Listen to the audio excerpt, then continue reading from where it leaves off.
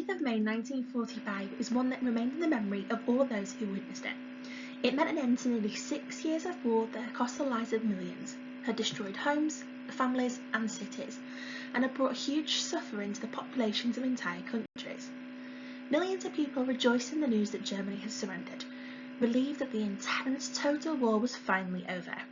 In towns and cities across the world, people marked the victory with street parties, dancing and singing. The news of Germany's surrender was not surprising.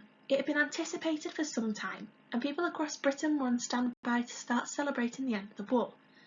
The announcement that the war was over was broadcast to the British people over the radio late in the day on the 7th of May.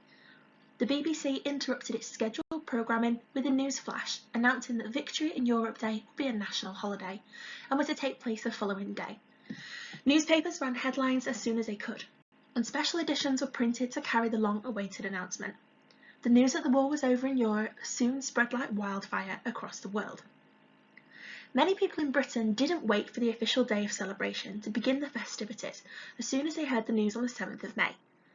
After years of wartime rationing and dangers, from food and clothes rationing to blackouts and bombing raids, it was understandable how eager they were to finally be able to let loose and enjoy themselves. Colourful bunting and flags soon lined the streets in villages and towns across Britain. On the eve of VE Day, bonfires were lit, people danced, and pubs were full of revellers. A national holiday was declared in Britain on the 8th of May 1945 in the morning. Churchill had gained assurances from the Ministry of Food that there was enough beer supplies in the capital, and the Board of Trade announced that people could purchase red, white and blue bunting without using ration coupons. There were even some commemorative items hastily produced in time for the celebrations, including VE Day mugs. Some restaurants had special victory menus too. Various events were organised to mark the occasion, including parades, Thanksgiving services and street parties. Communities came together to share the moment. London St Paul's Cathedral held 10 consecutive services giving thanks for peace, each one attended by thousands of people. Due to the time difference, VE Day in New Zealand was officially held on the 9th of May. The country's leadership wanted to delay the national holiday until peace in Europe had been announced by Winston Churchill. New Zealanders therefore had to go to work on the 8th of May and wait until the following day to celebrate. In the Soviet Union, so Russia too, VE Day was on the 9th of May due to the time differences. Now VJ Day is slightly different. Japan publicly announced its surrender on the 5th of August 1945. This day has since been commemorated as Victory over Japan Day. On the 2nd of September, a formal surrender ceremony took place on board the USS Missouri in Tokyo Bay, officially bringing the Second World War to an end. Millions of people across the world celebrated Allied victory over Japan in August and September 1945. But how was VE Day celebrated? The VE Day street parties were the biggest spontaneous national celebration Britain had ever seen. At sunrise on the 8th of May, many women were already baking feasts from almost bare larders. Cakes were made with dried egg, milk, liquid paraffin from the medicine cabinet, and homemade jam. Jellies were set in pots and sandwiches filled with dripping.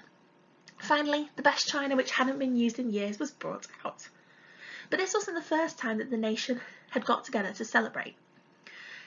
In 1919, something called Peace Teas happened, and this was the idea to throw parties for children who had been orphaned by the First World War and the Spanish flu, and it was encouraged by the government and often funded by the well-to-do.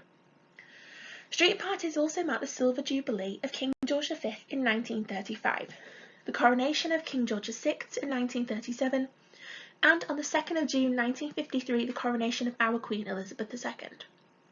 Back then most foods were still rationed, but households were given an extra pound of sugar and 4 ounces of margarine for the occasion. Home cooks pushed the boat out with fish paste sandwiches, and cups and saucers and mugs were printed with the Queen's face, while coronation bunting came in 16-foot strings of 20 cotton Union flags, with letters spelling out God Save the Queen. Posher parties had crackers made out of red, white and blue crepe paper, and ladies made Union flag fascinators. Men wore custard tins covered with paper and were given a cardboard brim like a soldier's helmet. Some streets even held mock coronations in 1953, with well-rehearsed toddler maids of honour. If the street parties of 1953 and 1945 celebrated a new queen, The ones for her Silver Jubilee in 1977 were more about cheering up the nation. Since then, we've had street parties for the weddings of Charles and Diana in 1981 and William and Kate in 2011. One of the biggest turnouts, with almost 10,000 street parties in England and Wales, was William and Kate's wedding in 2011, and then the same was replicated for the Queen's Golden Jubilee in 2012. So hopefully this year for VE Day, for the 75th anniversary, they can top that amount of street parties. But how does certain celebrities celebrate VE Day? Now, Miriam Margolyes, who plays Professor Sprout in the Harry Potter films, she said, "I was 4 and my mother wanted to do something to mark the occasion. We lived on Banbury Road in Oxford, so we made hundreds of cheese and tomato sandwiches and cake. We had a table on the street and I handed plates of food out to the bus crews who went down our road. I knew it was VE Day and my mother wrote a song about it. She was crying with excitement. I wish we could do that this year, but instead I shall have to make lots of Zoom calls until I can hand out sandwiches and party on the street again." Captain Tom Moore, he said, "At 25, I was based in Dorset at the Armoured Fighting Vehicle School. I had been sent back from India to train tank drivers.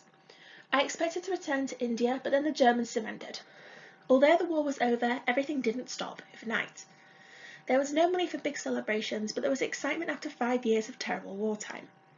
However, this feeling of jubilation was relatively muted, as we still felt in the middle of things. It was a low-key but poignant end to wartime." William Roach, who plays Ken in Coronation Street, he said that on VE Day I was 13 years old and was away at boarding school in North Wales.